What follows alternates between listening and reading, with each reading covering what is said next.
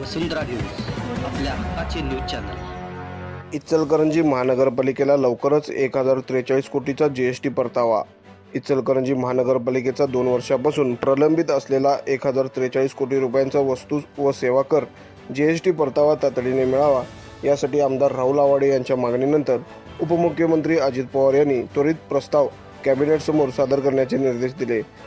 विधान भवनात सोमवारी झालेल्या बैठकीत उपमुख्यमंत्री अजित पवार यांच्या अध्यक्षतेखाली या विषयावर गांभीर्याने चर्चा करण्यात आली। या बैठकीला नगरविकास विभागाचे प्रधान सचिव गोविंदराज, अप्पर मुख्य सचिव गुप्ता, उपसचिव श्रीकांत अंडगे, सचिव शैला ए, माजी मंत्री प्रकाश आवाडे, महानगरपालिका आयुक्त पल्लवी पाटील व इतर अधिकारी उपस्थित होते। बैठकीत आमदार राहुल आवाडे यांनी इचलकरंजी महानगरपालिकेचा जीएसटी परताव्याच्या यादीत समावेश नसल्याची गंभीर बाब मांडली।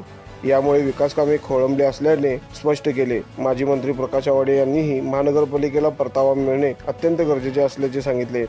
महापालिका आयुक्त पल्लवी पाटील यांनीही प्रलंबित परताव्यामुळे येणाऱ्या आर्थिक अडचणीबाबत सविस्तर माहिती दिली। त्यावर उपमुख्यमंत्र्यांनी तातडीने प्रस्ताव तयार करून कॅबिनेट समोर सादर करण्याचे निर्देश अधिकाऱ्यांना दिले। या निर्णयामुळे इचलकरंजी महानगरपालिकेचा प्रलंबित जीएसटी परतावा लवकरच मिळण्याची शक्यता निर्माण झाली आहे। त्यामुळे महानगरपालिकेच्या विकास कामांना गती मिळणार आहे, अशी अपेक्षा व्यक्त करण्यात येत आहे। चॅनलला सबस्क्राइब करा आणि परिसरातील ताज्या घडामोडी सर्वात आधी बघण्यासाठी बेल आयकॉनला क्लिक करा।